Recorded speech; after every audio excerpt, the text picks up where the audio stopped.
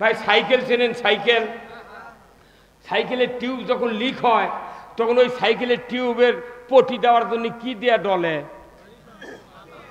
Solution দেওয়ার ডলে, দেখছেন? ঝামা দিয়ে ডলে। এখন এই ঝামার যখন ঘর্ষণ টিউবের উপর দেয়, টিউব তো মনে মনে খেপে যায়, কে তুই আমার ভালো গাও, তুই ঝামা দিয়ে ডলুচ্ছু গা। কিন্তু কিছুক্ষণ ডলার পর ওটি আবার সলিউশন দিয়ে ল্যাপ দিয়া মুখ দিয়ে ফোঁদে একটু জুড়ে নিয়ে আর একটা পটি সেটা আবার ডলে, ওটি সলিউশন দিয়ে দুটো একবারে ডলে ওটি একটা বাঁশের ইয়ে দেঙ্গে ডলে। যখন পটি দেওয়ার আগে যখন ডলিছে উনি রাগ করছিল, আবার পটি দেওয়ার যখন পর দুই পটি যখন একবারে একত্র হচ্ছে তখন কইতে না ভালি হচ্ছে। এই যে কোরআনের আইনের কথা, কোরআনের ইসলাম বিজয়ের কথা যখন আমরা বলবো, কিছু কিছু লোকের গাও তুমি ঝামা দেয়া ডলার মতো হবি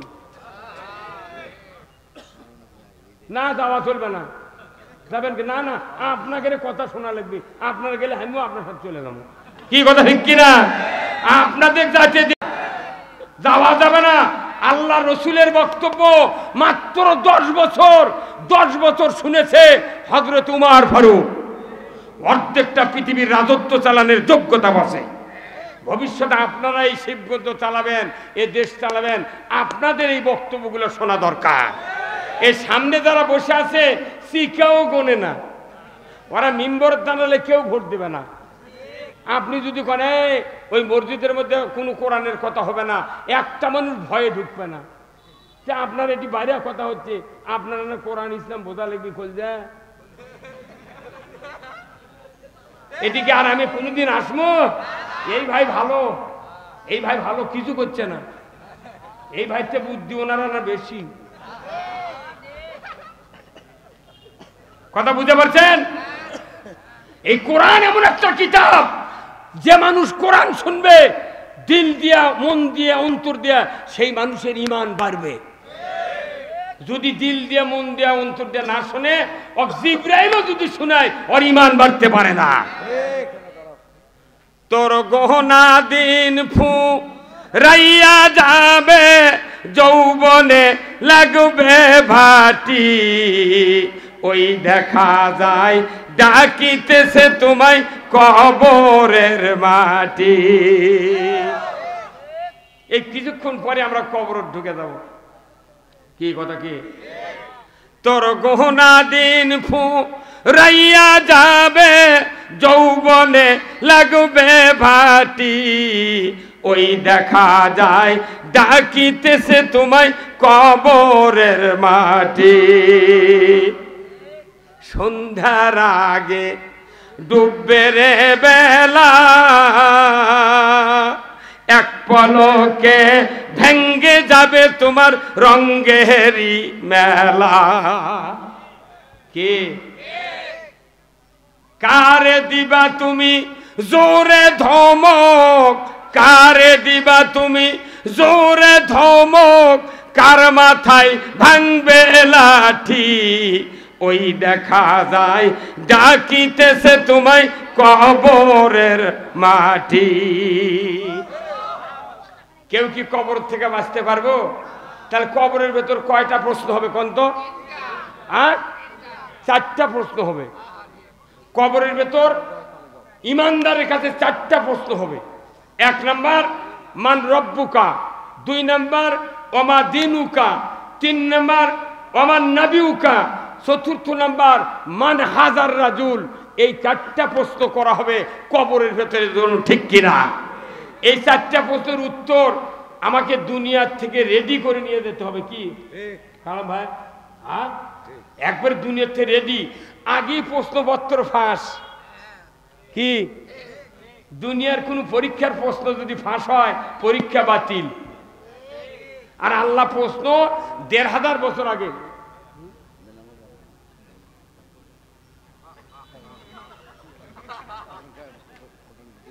আল্লাহ 1500 বছর আগে কবরের প্রশ্নের উত্তর ফাঁস করে দিয়েছে। আপনি কি পরীক্ষা ওই কবরের প্রশ্ন কি বাতিল করবেন? করেন নাকি? কাঙ্কা মরদ বাটাম ফাটাবি আকাশমণি ডাল দিয়ে। কি কতক্ষণ দেখা তাহলে 1 নম্বর প্রশ্ন কি? মান রব্বুকা, আমাদের রবকে? জোরে বলেন কে? আল্লাহ হলেন রব। তা আল্লাহ যেহেতু রব, তাহলে আল্লাহ রব শব্দের অর্থ কি? রবের অর্থ হলো যিনি অনস্তিত্বকে অস্তিত্ব দান করতে পারেন, যিনি মখলুকাতের চাহিদার আগে প্রয়োজন মিটানোর ব্যবস্থা করতে পারেন, তার নাম হলো রব। আমরা যখন মায়ের পেট থেকে বাড়াচ্ছি তখন আমাদের মুখে কি দাঁত ছিল? তখন কি আছিল? খালি মার্শ, এই দাঁতের মার্শ ছিল। আল্লাহ জানে যে এই ছোট ছোট বাচ্চারও কোনো রাগ হয় কি ভাই? রাগ হয় না? মায়েরা না দুধ দেরি হলে, যদি দিতে দেরি হয়, ওই সন্তান মায়ের ওই স্তনের বোটত কামড় মারছে। আল্লাহ জানে এই কচি মুখের যদি কচি দাঁত থাকতো তাহলে মায়ের স্তনের বোট কতবার যে কাটে ফেলে দিল হয়নি কি? আর আগে বুদ্ধি হোক। বুদ্ধি হওয়ার পর দেশে কি দাঁত? দুধে দাঁত। এই দুধে দাঁত দেশে এই দাঁত 7 বছর 6 বছর হলে এই দাঁত আস্তে আস্তে ফেলে দেশে। কারণ এই দাঁত দেয়া পুঁয়ের শাক দেয়া, ডাল দেয়া খিচড়ি খাবার পারবি, বাতাসা খাবার পারবি, কলা খাবার পারবি, কিন্তু মুরগির রান খাবার তাহলে কি করা লাগবে? এই দাঁত আবার ফেলে দেশে।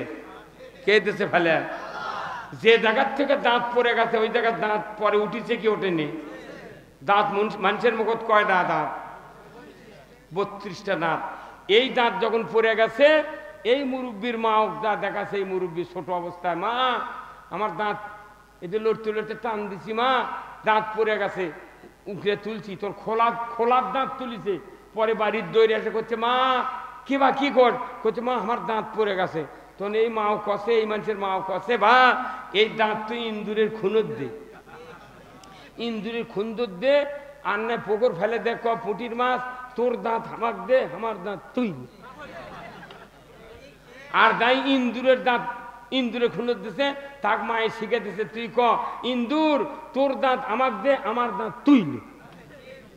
কেরে মানুষের মুখে ইন্দুরের দাঁতের কাম বাই দিছে আর পুঁটির মাছের দাঁতের কাম বাই দিছে। তাহলে এই দাঁত ওই মাও যদি বলতো, আমার মাও যদি বলতো, বাবা এই দাঁত দেওয়ার মালিক কে? আল্লাহ। তুমি এই দাঁত পানিত ফেলে দেও, বলো আল্লাহ তুমি যে মেহেরবানি করে আমাকে এই কচি দাঁত ফেলে দেয়া আবার নতুন শক্ত দাঁত দিতে যাচ্ছ, আল্লাহ তুমি এমন দাঁত দিবে যাতে আমার দাঁত বের দাঁত না হয়, মরার আগ পর্যন্ত যেন দাঁত না পড়ে। এই কথা কইলে আল্লাহ খুশি হলো হইল। এই যারা যারা ইন্দুরের দাঁত লেছে, খুন্দর থেকে পুঁটির দাঁত, ওরকে দাঁত বিয়ে করার পরে দাঁত পড়ে গেছে। কথা কন না গায়ে? এই দাঁত, এই 32টা দাঁত দেখেন তো, এর সামনে 4টা দাঁত আছে কোদালে দাঁত, একবার কোদালের মতো। এই দাঁত দেখালি পিঁপে কাটে, নারকেল কাটে, এই দে। আর কুশার ছেলে, কুশার ছেলা নারকেল খাওয়া, কলা খাওয়ার জন্য এই দাঁত কি, আর কোনো কাম নাই। এই 4 দাঁতের পরে 4টা দাঁত স্ক্রু ড্রাইভার, স্টার মারতুলের মতো। হ্যাঁ, আয়নাতে দেখবেন। এই চোখা দাঁত দেওয়ার কারণ কি? বান্দা গোস্ত খাবি, কামড় দিবি, যদি টান মারে গোস্ত ছেঁড়ার জন্যে, যদি দাঁত যদি চোখা না হয় তাহলে তো ভেতরে বসবে না, তাহলে গোস্ত ফসকে আসে, সুরা দিয়ে ওর চোখ নষ্ট হবে। আল্লাহু আকবার। সেই জন্য কি দাঁত দিছে? চোখা। চোখার পরে আবার 4 দাঁত দিছে। ওই যে টিউবওয়েল বসানোর সেন্টুন নাই, ওই যে পাইপ ইঙ্গে করে আটকায়, ইঙ্গে করে ইঙ্গে করে আটকায়, এই মারির দাঁতগুলো সেন্টুন মার্কা, 2 দিকে উঁচা, মাঝখানে ডিপ, ডবল করে দাঁত দিছে এটি।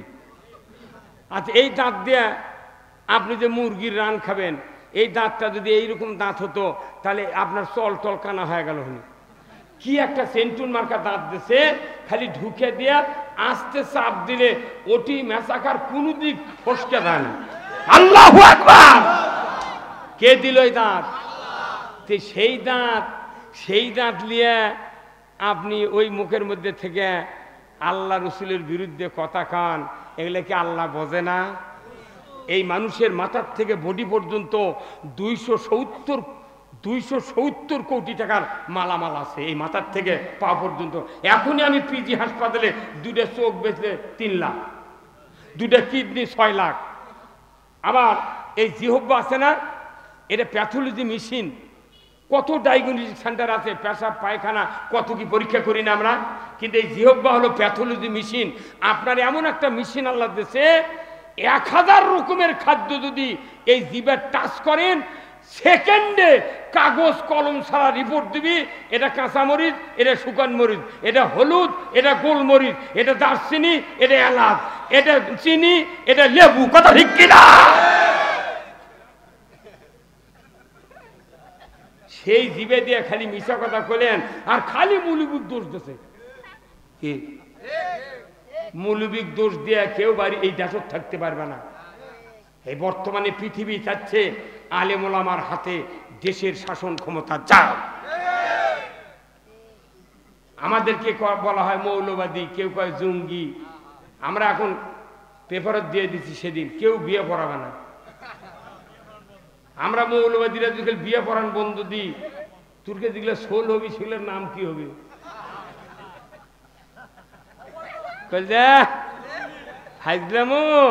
আমি যদি ওর দাদার বিয়ে না পড়ানো হনি, উনি যে কি হলো যে আল্লাহ ভালো জানে। আমাকে রূপ দিয়ে বিয়ে করে নিয়ে আমাকে গালাও। আমরা যদি জানাজা না করি, একটা লোক কবরের ভেতরে ঢুকবে না। এই দেশটা এমন ভাবে তৈরি করা হয়েছিল, বিভিন্ন নেতা পলাতে পারে, ইমাম পলাবি কেন? বয়তুল মোকরের ইমাম পলে গেছে রে, তাহলে উনি বুঝা পারতেন আমি কি তেল মারিছি। কাফিলউদ্দিন সরকার ছিল ফাউন্ডেশনত, ই আবার কত ম্যাডাম জান্নাতি, ওর খোঁজ নাই। কত কোন লেখা কি খোঁজ আছে? জোরে কোন লেখা কোথায়? মিয়া আল্লাহ কোরআনে বলছেন, হ্যাঁ পৃথিবীর মানুষ, তোমাদেরকে যে হেদায়েত বাণী দিয়েছি, খবরদার মিথ্যা বলবে না, অবিশ্বাস করবে না। তোমরা কোনো যদি মিথ্যা বলো, অবিশ্বাস করো, তোমরা জাহান্নামের সাথী সঙ্গী হবে। আমরা কি কোরআনকে কি মিথ্যা বলতে চাই? কেউ বলতে পারবো? অবিশ্বাস করতে পারবো? কিন্তু আমাদের দেশে অবিশ্বাস হচ্ছে। বলুন তো, সুদ হারাম না হালাল? কে করেছেন? দেখো সুদ চলে না চলে? এতগুলো সরকার গেল, একটা সরকার সুদ বন্ধ করলো না, তুই আবার মাথা মারুচ্ছু। এই কথা কন। আল্লাহ কোরআনে বলছেন, আকিমুস সালাত ওয়া আতুজ যাকাত। যেরকম নামাজ কায়েম করা ফরজ, যাকাত আদায় করা ফরজ, ওই রকম সমাজ থেকে সুদ হারাম করা ফরজ। আমাদের দেশে সুদ চলে কি চলে না? কিরকম চলে? মুন্সি, মুলবি, নেতা, খেতা, ব্যবসায়ী সব সুদের উপর চলিচ্ছে এখন। কি ভাই, তাই না? খালি সুদের উপরে। বলেন তো, একটা মূর্খ মানুষ, লেখা নেই পড়া নাই, কিন্তু অজু করে মসজিদের থেকে যায়, ওই অজুখানার থেকে যায় মসজিদে উঠবার লেগে সাবরিয়া স্যান্ডেল খুলবে লাগতি, পেছনের রাস্তা দিয়ে বাতাস বাড়াছে। এই মূর্খ গন্ড মূর্খ ই কি আবার ওই মসজিদে ঢোকে ভাই? কে উনি বুঝতে পারছে যে আমার বাইশ হরিছে, অজু না করলে আর। কিন্তু যার কাছ থেকে উঠে আসছে তাই করছে, ভাই তুই এক্ষুনি অজু করে গেল আলু কে করছে না, সমস্যা। কতক্ষণ একটা মূর্খ মানুষের যদি অজু করার পর বাইশ হারে, ও আর ওই অবস্থায় মসজিদে ঢুকতে পারে না। কেউ যদি নামাজ পড়ে সূরা ফাতিহার পর যদি কোরআনের কেরায়েত যদি বলতে না পারে, যদি ছেলে বলে আব্বা উত্তর পাড়ার মুজাফফর আমাকে গরু খরচ নিয়ে যাচ্ছে, তখন যদি ওই নামাজি বলে বাবা ওখানে দেরি করবার ক, আমি নামাজ পড়ে বাড়াই, ওর নামাজ থাকবি? রোজা করে দুপুরে এক থাল ভাত খাবে, তার কি রোজা থাকবে? তাহলে রোজা থেকে ভাত খেলে রোজা থাকে না, নামাজ পড়ে অন্য কথা কইলে নামাজ থাকে না, অজু করে বাই ছাড়লে অজু থাকে না, ইমান এনে সুদ খালে ইমান কোনটি থাকে? এই যে সরকার গেল রে, একটা বার সুদের হারামের আইন করলো না ভাই। এবার আপনারা যদি জানতে করা লাগবে, এদের কি পারবেন? আপনারা যদি না পারেন তো আমাকে করবেন। এই কথা ঠিক কিনা? যত টাকারা লুটপাট করেছে, রূপপুর পারমাণবিক কেন্দ্র থেকে 59,000 কোটি টাকা লুট করছে। এই টাকা যদি ইউরিয়া সার, আলুর যদি ভর্তুকি দেওয়া হতো, 150 টাকা দেয়া ইউরিয়া সার বাংলাদেশের মানুষ পাতা। আর আলু লাগতো 6 টাকা কেজি।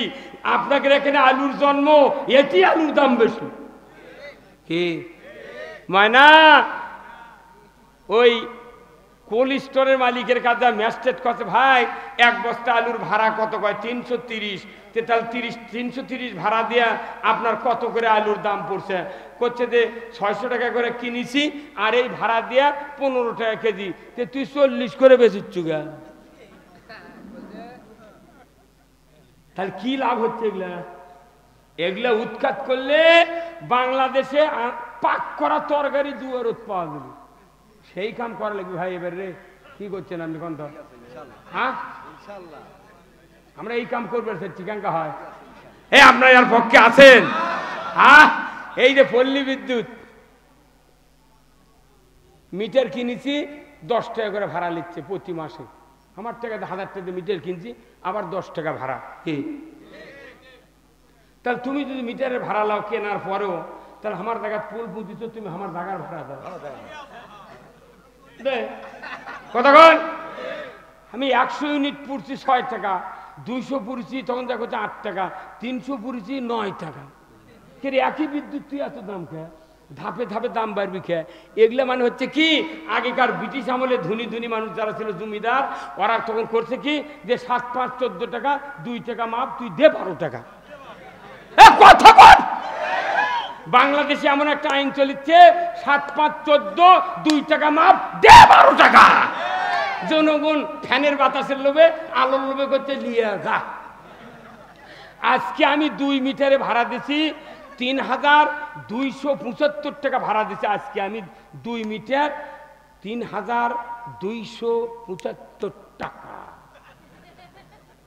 এই কি লুটপাট হচ্ছে জানেন? সেগুলা কেউ দেখবে না, খালি করছে জঙ্গি মৌলবাদী। ওরা জানে জামাতক যদি আউট করা যায়, বিএনপি যদি আউট করা যায়, আজীবন এই দেশত ক্ষমতা থাকা যাবে। কিন্তু আমরা বলছি, আগামী দিনে যদি এদেশে কোরআনের পার্লামেন্ট কায়েম না হয়, সর্বদলীয় একটা সরকার নিরপেক্ষ ভোটের মাধ্যমে তৈরি না হয়, এ দেশ থেকে কাউরু পিঠের চামড়া থুইয়া বার করবে না। সব বাদ দিয়ে একটা বাড়ি দেশে সবাইকে নেব, ওই আওয়ামী লীগের ভাইদের নেব, জাতীয় পার্টি যাই দিতে আছে, কারোর উপর হিংসে নাই, সবাই মিলে ভোট দিয়ে একটা ঐক্যজোটের সরকার কায়েম করো। কি রাজি আছেন আপনারা? কারা কারা দুহাত তুলে দেখান। লিল্লাহে তাকবীর, নারায়ে তাকবীর। আমরা কোনো হিংসা করব না। এই দেশ আমার দেশে সকল মুসলমানের, সকল হিন্দুদের, সকল জাতি ধর্মের কথা ঠিক কিনা? আমার ভাইয়েরা, আল্লাহ রাব্বুল আলামিন কোরআনুল কারিমে বলছেন, ইয়া আইয়ুহাল্লাযীনা আমানু দুখুলু ফিস-সিলমি কাফা ওয়ালা তাত্তাবিউ খুতুওয়াতিশ শাইতান ইন্নাহু লাকুম আদুউম মুবিন। আমার আল্লাহ বলছেন, ও পৃথিবীর ঈমানদারেরা, তোমরা ইসলামের ভেতর পরিপূর্ণ প্রবেশ করো। আর ইসলাম ছাড়া যদি তোমরা অন্য কোনোভাবে চলো, আমি আল্লাহ বলে দিচ্ছি, তোমরা শয়তানের পদাঙ্ক অনুসরণ করতে হবে। আর কিয়ামতের দিন তোমরা ক্ষতিগ্রস্তের ভেতর পরিগণিত হইবে।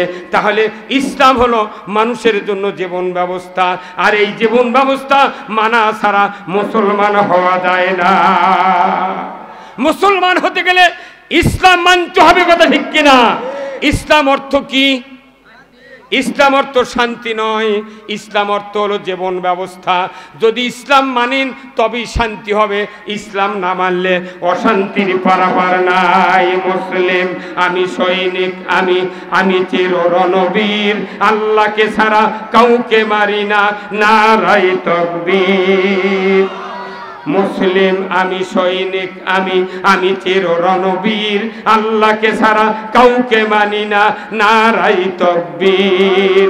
বীর মুসলমান ধরো আল কোরআন, ফিরায়া আনো সেই হারানো সম্মান। বীর মুসলমান নারায়ে তাকবীর, আল্লাহু আকবার, তোলো ধ্বনি ধরায়া রাখবার। বীর মুসলমান ধরো আল কোরআন, ফিরায়া আনো সেই হারানো সম্মান। বীর মুসলমান, জোরে কোন মারহাবা। যে আওয়াজ শুনে ওরে মুসলমান ভয়ে কাঁপিত কাফের ও বেঈমান, যদি কোন মারহাবা। দাওরে সে হুঙ্কার করো রে তোলপার, পাপে দুনিয়া ভেঙ্গে করো রে চুরমার। বীর মুসলমান ধরো আল কোরআন, ফিরায়া আনো সেই হারানো সম্মান। বীর মুসলমান, জোরে করে আল্লাহু আকবার। আমরা বীরের জাত, আমরা কোরআন মানতে চাই, কোরআন অনুযায়ী জীবন করতে চাই। আমার আল্লাহ কোরআনে বলছেন, ইন্নামাল মুমিনুনা আল্লাযিনা ইজা যুকিরাল্লাহ ওয়াজিলাত কুলুবুহুম ওয়া ইজা তুলিয়াত আলাইহিম আয়াতুহু জাদাতহুম ঈমানাও ওয়া আলা রাব্বিহিম ইয়াতাওয়াক্কালুন। আমার আল্লাহ বলছেন, ও পৃথিবীর ইমানদারেরা, মুমিনেরা, তোমাদের সামনে যখন আল্লাহ সুবহানাহু তাআলার নাম উচ্চারণ করা হয় তখন তোমাদের কলিজা থরথর করে কাঁপতে হবে। যাদের কলিজা কেঁপে যায়, অন্তর থরথর করে কাঁপে, এমন মানুষের সামনে যদি কোরআনের আয়াত তেলাওয়াত করা হয়, জাদাতহুম ঈমান, তাদের ঈমানকে আমি আল্লাহ বাড়ায়া দেই। জোরে কোন আল্লাহু আকবার। কোরআন শুনলে ঈমান বাড়ে কার কথা? আর গান শুনলে ঈমান মরে কার কথা? শয়তানের কথা। আসুন না, আজকের এই তাফসিরুল কোরআন মাহফিলের একটি উদ্দেশ্য, সেটা হলো আমরা কোরআন শুনবো, কোরআন জানবো, কোরআন বুঝবো। আজ থেকে ১৫০০ বছর আগে আল্লাহ রসুল এই কোরআনের দাওয়াত দিতে গিয়া মক্কাতে নির্যাতিত হয়েছেন, মক্কা থেকে মদিনায় গিয়েছেন, সেখানে নির্যাতিত হয়েছেন। এই নির্যাতন ইমানদারের পাশাপাশি এই নির্যাতন আমাদেরকে সহ্য করে করে আল্লাহ রসুল ১৫০০ বছর আগে এই পৃথিবীর জমিনে ইসলামকে বিজয় করে আমাদের জন্য রেখে গিয়েছেন। আমরাও সেই পথে চলবো যতদিন আল্লাহ আমাদেরকে বেঁচে রাখেন। তাই আসুন, এই গ্রামের যুব সমাজ যে আয়োজন করেছেন, এই কোরআনের মাহফিল থেকে আমরা আল্লাহর কাছে দোয়া করব, আল্লাহ তাআলা যেন এই যুব সমাজকে জান্নাতি যুবক হিসাবে তাদের সকলকে যেন কবুল করে নেন। যেরকম আল্লাহুম্মা আমিন। ভাইরা, এই কোরআনের মাহফিল যারা করেছেন তাদের জন্য আমরা একটু স্যাক্রিফাইস করব। যারা এখানে বসে আছেন, আমরা একটু নিজেদের পকেটে একটু হাত দিই, যার যা পকেট আছে একটু দিবেন। আল্লাহ তাআলা যেন এই জান্নাতের বাগানে টাকাগুলি কবুল করে নেয় খুব তাড়াতাড়ি। ভাই, একটু পকেটে হাত দেন, আমরা ভলেন্টিয়ার ভাইয়েরা আপনাদের কাছে যাবে খুব তাড়াতাড়ি। যার যা পকেট আছে একটু দিবেন, আমি আপনাদের জন্য দোয়া করব। আল্লাহ তাআলা যেন আমাদের সকলকে এই কোরআনের মাহফিলে একটু করে অর্থ দেওয়ার সুযোগ করে দেন। জোরে কোন আল্লাহুম্মা আমিন। আসুন আমার ভাইয়েরা, কেউ উঠবেন না, দোয়া হবে, বক্তৃতা হবে। আমি মাঝখানে একটু জেলার মহাস্থানগড় উপস্থিত, আমি আপনাদেরকে বলতে চাই, যে কোনো পরিবার থাকেন, আপনার একটা সন্তান যদি বড় হয়ে যায়, সন্তানের সন্তানকে আপনারা হাফেজ বানাবেন। কিয়ামতের ময়দানে একজন হাফেজের মা বাবার মাথায় নূরের তাজ পরিয়ে দেওয়া হবে। জোরে কোন আল্লাহু আকবার। আমি আপনাদের কাছে অনুরোধ করছি, মাদ্রাসায় পড়াবেন, অনেক মাদ্রাসা আছে আপনাদের এলাকার, একজন হাফেজ বানাবেন। মৃত্যুর সময় যদি আপনার ওই সন্তান কোরআনের সূরা ইয়াসিন তেলাওয়াত করতে পারে, আপনার দুই দিক থেকে দুইজন শয়তান ফেরেশতা, শয়তান মানুষের সুরত ধরে, অবিকল বাবা অবিকল মায়ের সুরত ধরে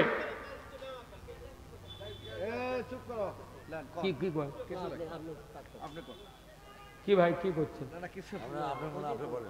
সমস্যা নেই।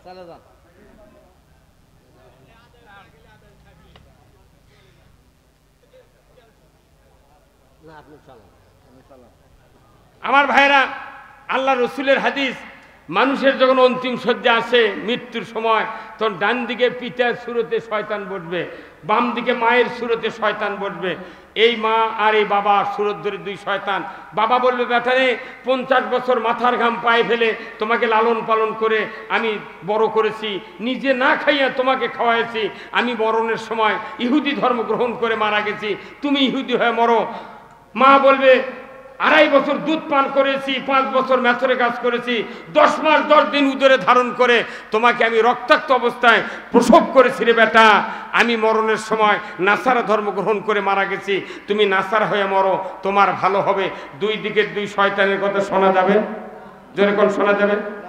আল্লাহর নবী বলেছেন, ওই সময় যদি নিজের একটা হাফেজে কোরআন আলেম বেটা মুত্তাকি নামাজি ছেলে থাকে, কোরআন পড়নেওয়ালা, ওই সময় যদি ওযু করে আপনার সন্তান আপনার শিহরে বসে কোরআনের সূরা ইয়াসিন তেলাওয়াত করতে থাকে, আমার আল্লাহর নবী বলেছেন কোরআনের যখন সূরা ইয়াসিন পড়া শুরু করবে, ইয়াসিন ওয়াল কোরআনিল হাকীম ইন্নাকা লামিনাল মুরসালিন আলা সিরাতিম মুস্তাকিম। তেলাওয়াত শুরু হয়ে গেছে। ওই সময় আপনি, আপনার স্ত্রী, ওই সন্তানের মা বাবা মরণের সময় চক্ষু বন্ধ হতে পারে, কানের শ্রবণ শক্তি বন্ধ হয় না, অন্তরের অনুধাবন শক্তি বন্ধ হয় না। ওই সময় বাবা মা যদি চিন্তা করে, এই তো আমার সেই সন্তান যাকে 5 বছর হাফিজা মাদ্রাসায় আমি ভর্তি করে দিয়ে এসেছিলাম, মাথায় করে ব্যাগ নিয়ে গিয়েছিলাম, পকেটে টাকা দিয়েছিলাম, আমার এই সন্তানের ব্যাডিংপত্র কাঁধে করে মাদ্রাসায় দেয়া হাফেজ বানাইছিলাম, এই তো সেই সন্তান আমাকে মরণের সময় কোরআন শোনায় দিচ্ছে। এতটুকু বোঝার সাথে সাথেই আল্লাহর নবী বলেছেন, কোরআন শোনা মাত্রই 2 দিকের 2টা শয়তান এত দ্রুত গতিতে ভাগিয়ে যাবে। মদিনার থেকে রসুল এসে বলবে, আমার সৌভাগ্যশীল উম্মত, তোমার ভয় নাই, চিন্তা নাই, তোমার কোনো দুঃখ নাই, তুমি আমি রসুল আমার চেহারা দেখো, আর তুমি কালিমা পড়তে পড়তে ইমানের কোলে ঘুমিয়ে যাও। কোরআন শেখো, শিখাও ছেলে মেয়েকে, ওহে মুসলমান, কোরআন শেখো, শিখাও ছেলে মেয়েকে, ওহে মুসলমান, জান কবজের কালে তোমার হইবে আসান, জান কবজের কালে তোমার হইবে আসান।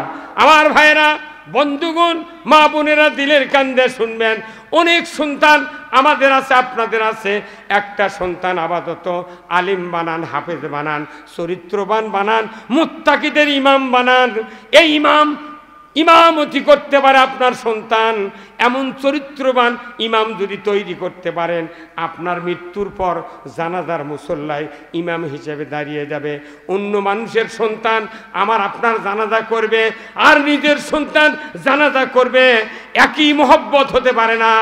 অন্যের সন্তান জানাজার সময় দোয়া সরসর করে পড়বে, অন্তরের ভেতরে কোনো মায়া মমতা পয়দা হবে না, কিন্তু নিজের সন্তান ওই খাটনির দিকে তাকাবে। এই তো আমার সেই মা বাবা যারা আমাকে অক্লান্ত পরিশ্রম করে লালন পালন করে বড় করেছেন, আজকে শেষ বিদায় দিচ্ছি, এরপরে আর মার সাথে দেখা হবে না, বাবার সাথে দেখা হবে না, এই মনে করে যদি চতুর্থ তাকবীরের আগে তৃতীয় তাকবীরের পর যখন দোয়া শুরু হবে, এই দোয়াটা পড়তে গিয়া ওই সন্তান মুখে তেলাওয়াত করবে, অন্তরে গদগদ ভাব নিয়ে আল্লাহর কাছে কামনা করবে, আল্লাহ আমার বাবা মাকে আপনি মাফ করে দেন, মাফ করে দেন, অন্তর দিয়া দোয়া করবে। আমার নবীজি বলেছেন, 1 ফোঁটা চোখের পানি যদি ওই সন্তানের চক্ষু দিয়া মাছির মাথার মতো গড়তে গড়তে নাকের ডগার কাছে আসতে থাকে, রসুল বলেছেন ওই খাটনিতেই পিতামাতার তামাম জীবনের গুনাহ আল্লাহ মাফ করে দেয়। আল্লাহর নবী বলেছেন, শিকারীর গুলি মিস হবে, সন্তানের দোয়া মিস হবে না। যদি কোন আল্লাহু আকবার। কিন্তু সন্তানের নামাজি হতে হবে। কি হতে হবে? আমার দেশে নামাজি বেশি না বেনামাজি বেশি? যদি কোন আমার দেশে বেনামাজি বেশি। কেমন করে নামাজি হবে?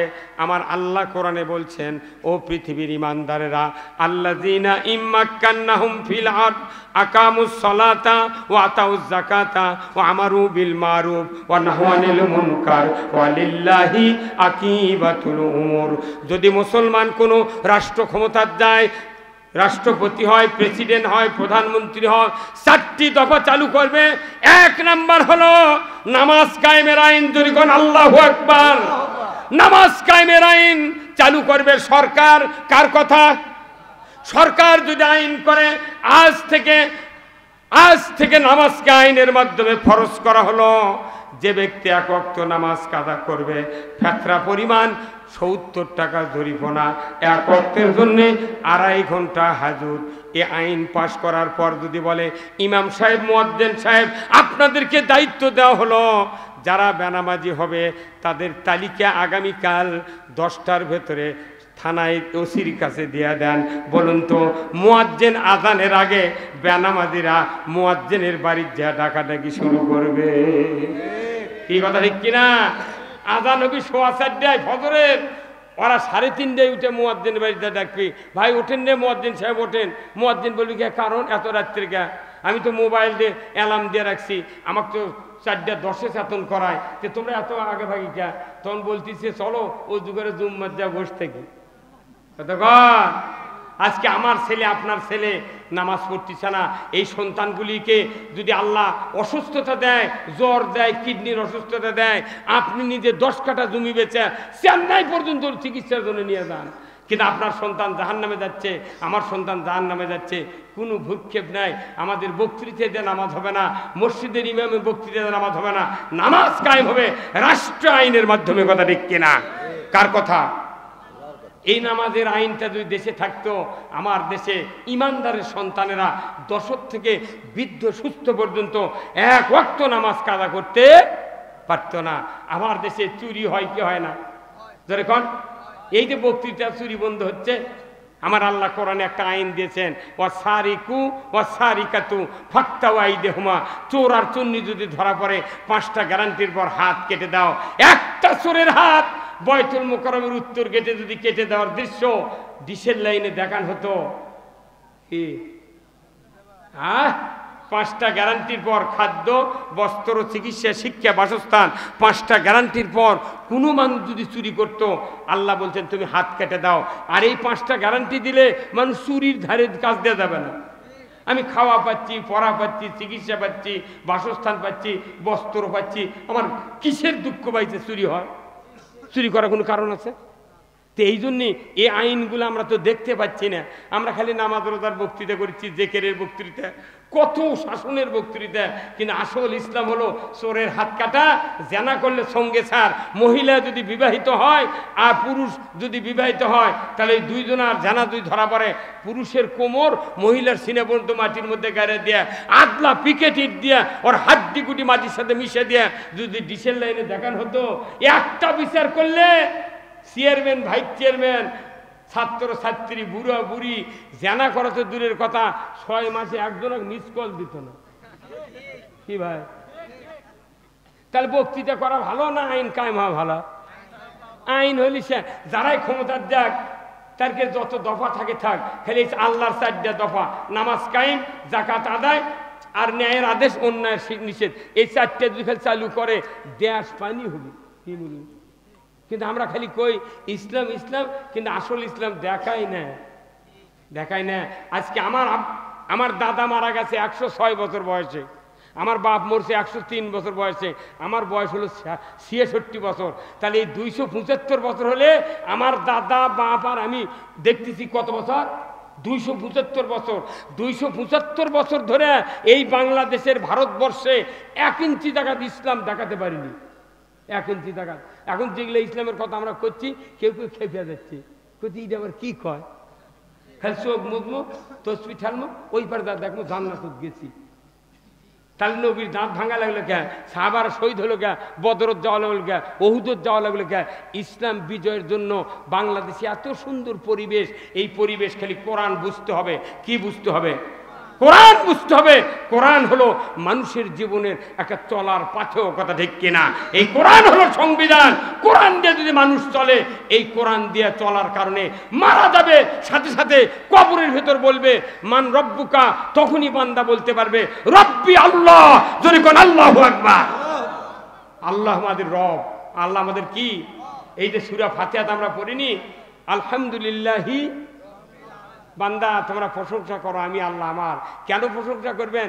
যাই দুধে দাঁত ফেলে দিয়ে শক্ত দাঁত দিল, যাই জিহ্বা দিল। দেখেন কালা মানুষ যারা নেই, বোবা, বোবাকের দাঁত আছে, কান আছে, মুখ আছে, জিভে আছে, সব আছে, কিন্তু কথা কবার কি কথারই কথা কবার পারে না। তাহলে আমাকে যা আছে অরতে আছে, কোনটি কলক যে লিক হয়ে আছে আর কথা কবার পারে না।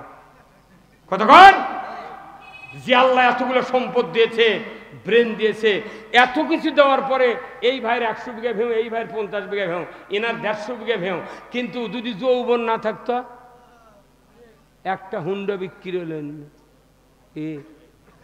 মানে না, সব মানুষ পাও ভাঙ্গেও যায়, তাও যদি কয় যৌবন থাকলে ভালোই হলেন।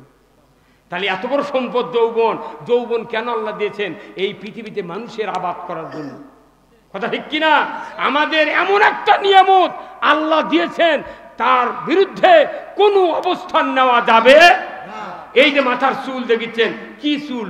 মেলা মানুষের মাথার চুল নেই, উনি কি শুকিয়ে আসা? উনি না পেরে রেডিমেড চুল কিনে ওটি আটা দিয়ে লেগে থাকে। আর এই ভাইয়ের মাধ্যমে কি সুন্দর চুল, কি দেখেন তো খালি ফুরফুর করছে। এটা আল্লাহর নিয়ামত। কথা কন না কা? মেলা মানুষের মাথা আছে, চুল নাই, কারো পাও আছে, গোড়া নেই। কি কথা কন না কা?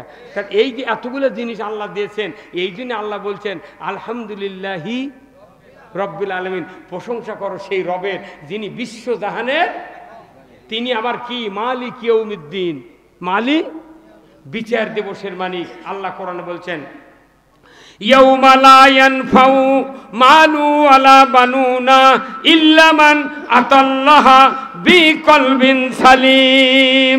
আমার আল্লাহ বলছেন, ও পৃথিবীর মানুষেরা, যেদিন বিচার দিবস হাজির করব, ওই দিন তোমাদের মালের অহংকার দেখব না, শিক্ষার অহংকার দেখব না, ক্ষমতার দাপট দেখব না, তোমার বংশমর্যাদা দেখব না। আমি দেখব কিয়ামতের ময়দানে কে নেক আমল নিয়া আমি আল্লাহ আমার দরবারে ফিরে এসেছে। ওই আমলকারী ছাড়া আমি আল্লাহ আমার কাছে কোনো দাম নাই, কারো দাম নাই। সূরা ইয়াসিন আল্লাহ বলছেন ওয়ামতাজুল ইয়াউমা আইয়ুহাল মুজরিমুন। আমার আল্লাহ বলেছেন ওই কিয়ামতের দিন লক্ষ কোটি কোটি মানুষ হাজির করা হবে। তারপর আল্লাহ বলবেন, আইন দিবেন, ওয়ামতাজুল ইয়াউমা আইয়ুহাল মুজরিমুন। আজকে হাসরের ময়দানে নেককারের কাছ থেকে বদকারেরা আলাদা হইয়া যাও। বদকারের আলাদা, নামাজিরা তোমরা বেনামাজিরা খবরদার নামাজির মধ্যে আসবে না, ইমানদারেরা বেঈমানরা ইমানদারের মধ্যে আসবে না, যার যার মতো আলাদা হয়ে দাও। সেদিন কি অবস্থা হবে? আল্লাহর রসুল বলেছেন কিয়ামতের ময়দানে আমি আল্লাহর রসুলের উম্মতির ভিতরে ৭৩টা দল হবে। জোরে কোন কয় দল? ৭৩টা দল। ৭২ দল জাহান্নামে যাবে আর এক দল জান্নাতে যাবে। এই যেখানে যতগুলো মানুষ আছেন, এখানে পার্মানেন্ট ফিগারের লোক আছেন, আপনারা যে মসজিদে নামাজ পড়েছেন, একটা লোক হাত তুলে কন্ত যে অমুক দিনে আমার ইমামকে বলেছি হুজুর কিয়ামতের দিন ৭৩ দল হবে নবীর উম্মতের ভেতরে, এক দল জান্নাতে যাবে, ৭২ দল জাহান্নামে যাবে। হুজুর আপনার বহু চাপা শুনেছি, যে দল জান্নাতে যাবি সেই দলত থাকার কি বুদ্ধি আনা কন্ত? কেউ কছেন? কে মানা করছিল কবার? আসল কথাই শুনি না। ওই মসজিদে ইমামক জিজ্ঞাসা করে দেখবেন, আগামীকাল জিজ্ঞাসা করবেন, শুক্রবারে এসে যদি ওই বক্তৃতা দিবার চায়, এই ৩-৪ দিন যে সময় আছে শুক্রবার আসতে আসতে পান্তা খাওয়ার টাইম পাবে না। ওনার স্ত্রী ডাকবি, নইমের বাপ ভাত খাও, কোথায় ভাত তো খামো রে, মোতাল্লি যে কথা কছে আমি খুঁজেই পাচ্ছি না। আচ্ছা, বোলার আটা আছে, জিগেরের আটা আছে, তারপর সলিউশনের আটা আছে, এই ৩ আটা আপনার দেশে, আপনি সাইকেলের লিগ কোন আটা দিয়ে মুজান? তো বলা দিয়ে মুজালে কি হবে? বলা দিয়ে মুজালে মুখ দিয়ে পাম্প করলে পটি উঠে খাতা দিবে। কি কথা কোন টাকা? তে আপনাকে আমার আল্লাহ যে আবাদত যে গোলামি করবে কাছে, এটা বোলার আটার গোলামি করে লাভ নাই, সলিউশনের আটার গোলামি করা লাগবে। এই কথা কর, সলিউশনের আটা ছাড়া ওই যেরকম টিউবের লিক বন্ধ হবে না, ওই রকম আল্লাহর গোলামি, শক্ত গোলামি ছাড়া আল্লাহর জান্নাতে যাওয়া যাবে না, যাবে না। এই জন্যই কিয়ামতের দিন আমাদেরকে হাজির করে আল্লাহ বলবেন ওয়ামতাজুল ইয়াউমা আইয়ুহাল মুজরিমুন, হে বদকারেরা তোমরা আলাদা দাও, নেককারেরা আলাদা দাও। তখন কি অবস্থা হবে? ওই দইরে তার ঘুতেলে ওরা কিনের ঘুতে দি ফেরেশতা, এই তুই যাও মুখ যা, কথা কর। এই যে আমরা যতগুলো মানুষ আছি সবাই তো মরে যাব, কি ভাই মরে যাব না? আচ্ছা, মরার পর একটা নবীর কাজ নিয়ে কবর ঢোকা যাবে, সেই কাজটা কি? ওই কাজ ছাড়া আপনার সাথে যাবে না, সেই কাজ কি? গন্ধ কাজের কথা খুশি থেকে কেউ সাহস পাচ্ছে না, তাই ওটি একজন কষে দাঁড়ি ওটি একজন কেমন কষে নবীর সুন্নতে একটা লিয়া কব্বর দেওয়ার সুযোগ আছে না নাই? কতক্ষণ রসুল নিজে বলছেন, কেউ যদি ঈমান আনার পর ইবাদত করতে করতে দাড়ির চুল সাদা করে কব্বর ঢোকে, আল্লাহ ডাইরেক্ট ফেরেশতাকে বলবে যে এ ফেরেশতা, আমার এই বান্দাক তুমি আযাব দিও না, এক আযাব দিলে আমার আল্লাহর লজ্জা লাগে। পাঞ্জাবি, প্যান্ট, সাফারি, কোট, কত জিনিস আছে আমাদের পোশাক পরিচ্ছদ, কিন্তু এগুলা কি সাথে যাবি? কি যাবি? হ্যাঁ হায় রে, এই দেশত কত জিনিসের দাম বাড়লো রে, কত দাম বাড়লো, পেঁয়াজের দাম, আদার দাম, রসুনের দাম, কত জিনিসের দাম বাড়লো, কিন্তু বেলেটের দাম 5 টাকার বেলেট কিনে অর্ধেক ভাঙ্গে লাপচারা আধঘান দিয়ে আমাকে চাইতে সাফ করে দেয়। কথা কর, খালি বেলেটের দাম দিয়ে 60 টাকা করে সরকার লাগালো, উনি একজনও দাড়ি কামালো না। কয়বার কামাবি? 60 টাকা দেয় 2 বার কামাতি তোর মাস শেষ। কি বুদ্ধি দেখেন সরকারের, ব্রিটিশের, যে বেলেটের দাম সবচেয়ে কমাকবো, তাহলে খালি কাটলি খল খোলে। কতক্ষণ আপনার কি দাড়ি রাখতে, এই যুবক ভাইরা দাড়ি রাখতে রাজি আছেন? শোনেন, এই দাড়ির সাথে আপনার যৌবনের সম্পর্ক ধরে কোন আল্লাহু আকবার।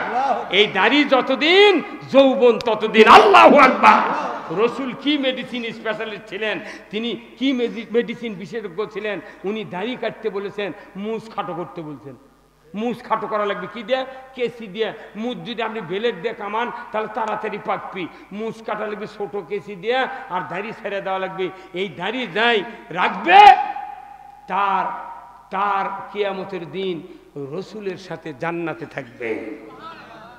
আল্লাহ কোরআনে বলছেন, কুল ইন কুনতুম তুহিব্বুনাল্লাহ ফাত্তাবিউনি ইউহিব্বুকুমুল্লাহ ওয়া ইয়াগফিরু লাকুম যুনুবাকুম আল্লাহু গফুরুর রহিম।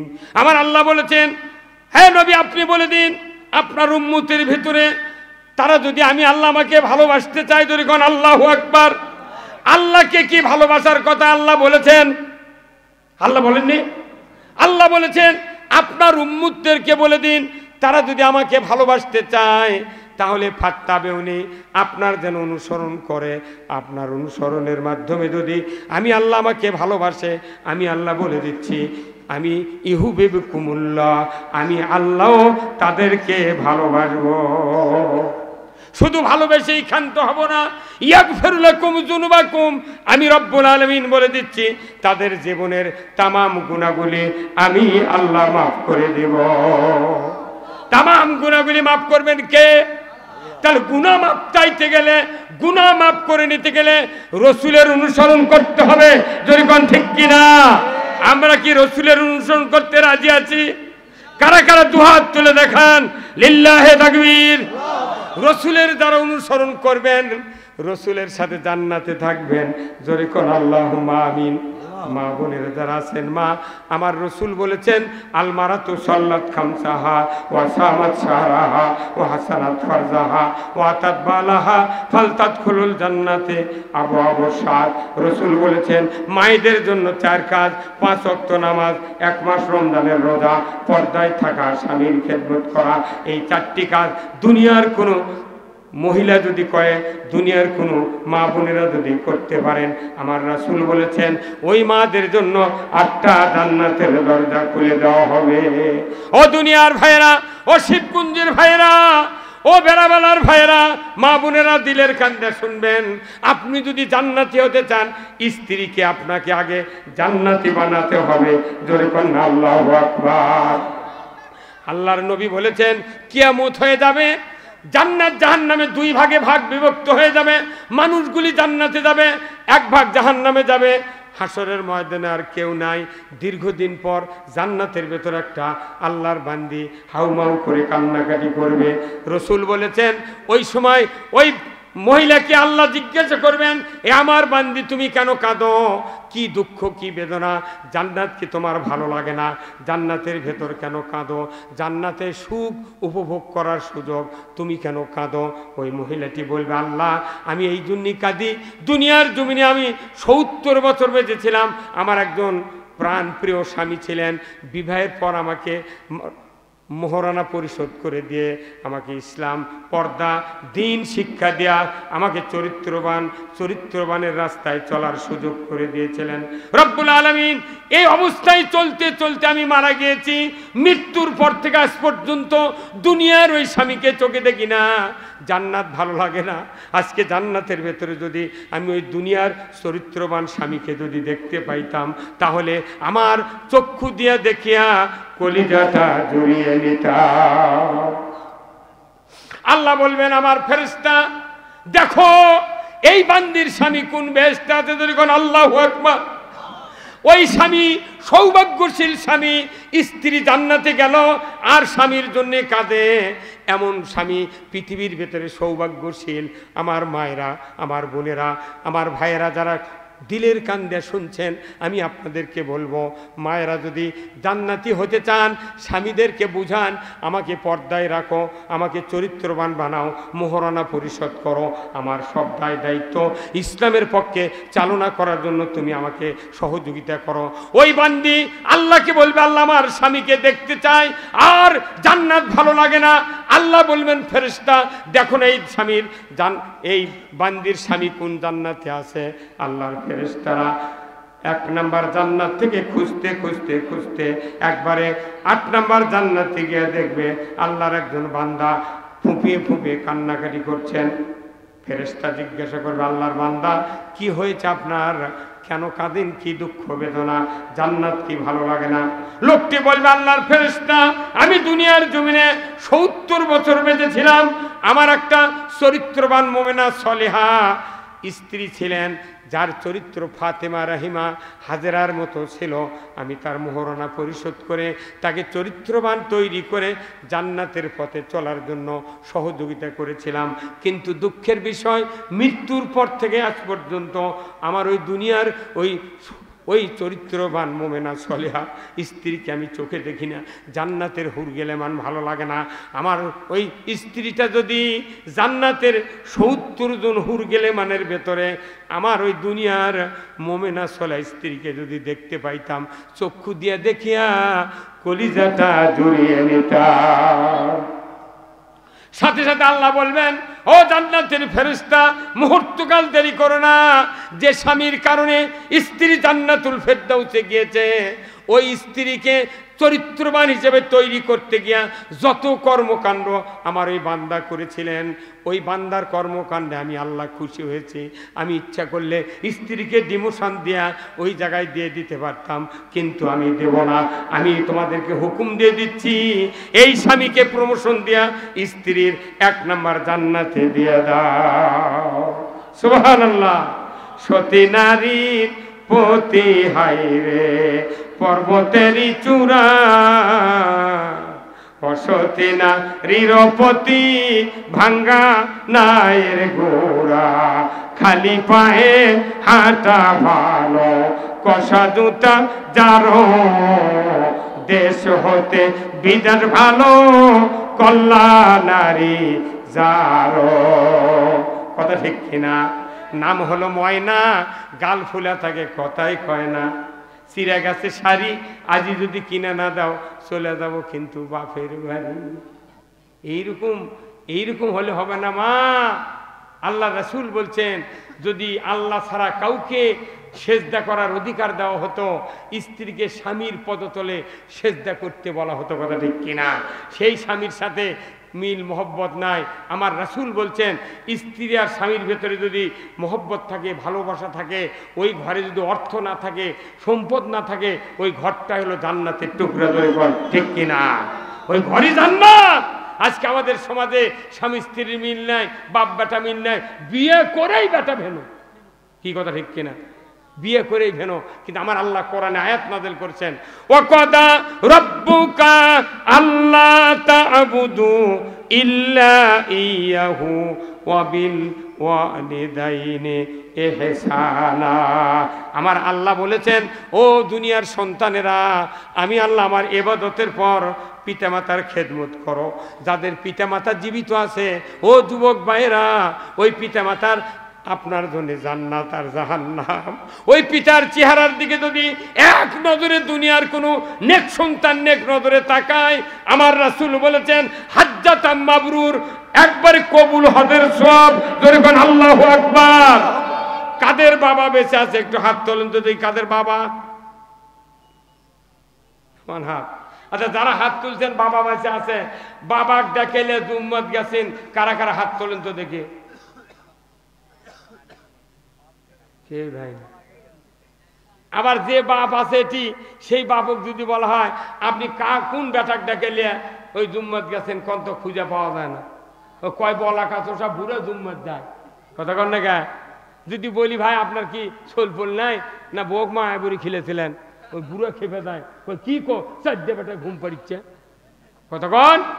যে সন্তান বাবার পাশে দাঁড়িয়ে নামাজ পড়ে, এই সন্তান দুইজনে যদি হাত তুলে দোয়া করে, নির্ঘাত এই দোয়া আল্লাহর দরবারে কবুল হবে। আজকে বাপ বেটার মিল নেই। বাপ জুম্মার ঢোকে এক দরজা দিয়ে, বেটা ঢোকে আর এক দরজা দিয়ে। লাভ কি? কি লাভ? আল্লাহ রসুল বলছেন যে ওই নেক নজরে যদি পিতার দিক সন্তান তাকায়, কবুল হজের সওয়াব পাবি আমল নামায়, কবুল হজ। কিন্তু তাকান লাগবে নেক নজরে, খেপে যদি চোখ রঙ লাল করে তাকান, এনাও সওয়াব হবে না।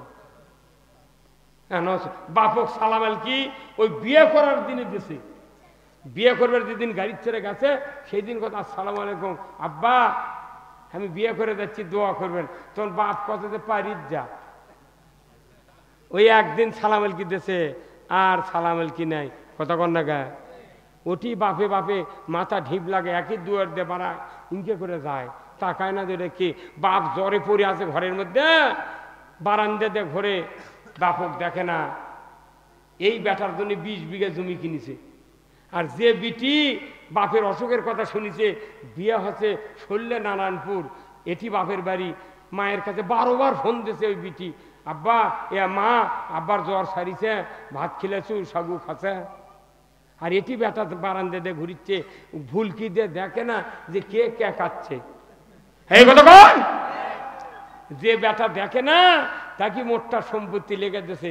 আর ওই বিটি কত নয়নজুলি দমক, বড় বেটার কথা শুনে নয়নজুলি দিছে।